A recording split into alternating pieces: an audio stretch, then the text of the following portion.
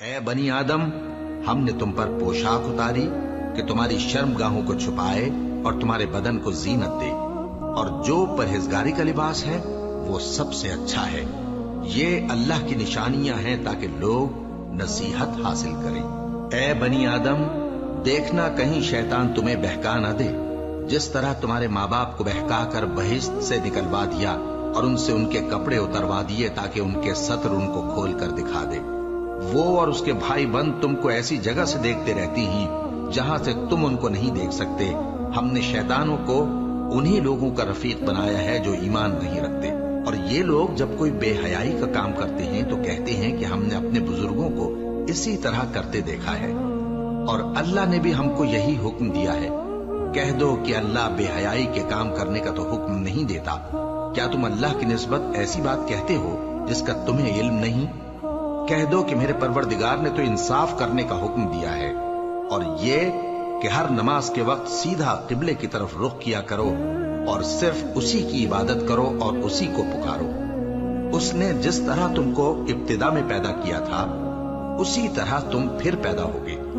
ایک فریق کو تو اس نے ہدایت دی اور ایک فریق پر گمراہی ثابت ہو چکی۔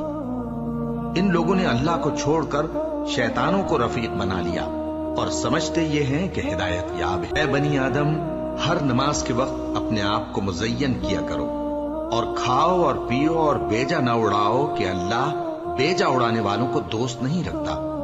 پوچھو تو کہ جو زینت و آرائش اور کھانے پینے کی پاکیزہ چیزیں اللہ نے اپنے بندوں کے لیے پیدا کی ہیں ان کو حرام کس نے کیا ہے؟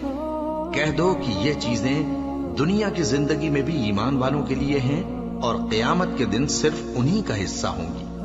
اسی طرح اللہ اپنی آیتیں سمجھنے والوں کے لیے کھول کھول کر بیان فرماتا ہے۔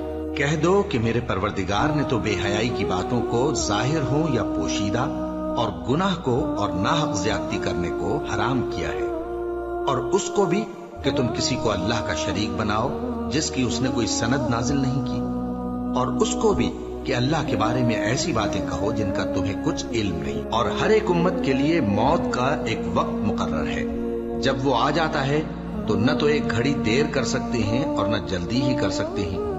اے بنی آدم، ہم تم کو یہ نصیحت ہمیشہ کرتے رہے ہیں کہ جب ہمارے پیغمبر تمہارے پاس آیا کریں اور ہماری آیتیں تم کو سنایا کریں تو ان پر ایمان لایا کرو، کہ اب جو شخص ان پر ایمان لا کر اللہ سے ڈرتا رہے گا اور اپنی حالت درست رکھے گا تو ایسے لوگوں کو نہ کچھ خوف ہوگا اور نہ وہ غمناک ہوں گے۔ اور جنہوں نے ہماری آیتوں کو جھٹلایا اور ان سے سرتابی کی وہی دوزخی ہیں کہ ہمیشہ اس میں جلتے رہیں گے۔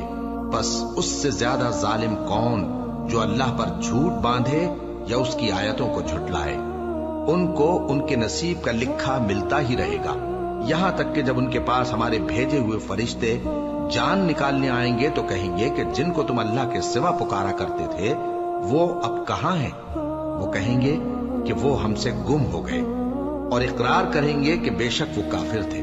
تو اللہ فرمائے گا کہ جنوں اور انسانوں کی جو جماعتیں تم سے پہلے ہو گزری ہیں انہی کے ساتھ تم بھی داخل جہنم ہو جاؤ۔ جب ایک جماعت وہاں جا داخل ہوگی تو اپنے جیسی دوسری جماعت پر لعنت کرے گی، یہاں تک کہ جب سب اس میں داخل ہو جائیں گے تو پچھلی جماعت پہلی کی نسبت کہے گی کہ اے پروردگار، انہی لوگوں نے ہم کو گمراہ کیا تھا، تو ان کو آتش جہنم کا دگنا عذاب دے۔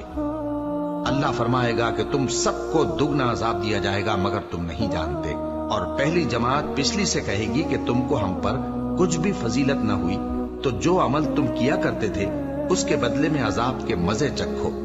جن لوگوں نے ہماری آیتوں کو جھٹلایا اور ان سے سرتابی کی ان کے لیے نہ آسمان کے دروازے کھولے جائیں گے اور نہ وہ بہشت میں داخل ہوں گے، یہاں تک کہ اونٹ سوئی کے ناکے میں سے نکل جائے، اور گناہگاروں کو ہم ایسی ہی سزا دیا کرتے ہیں۔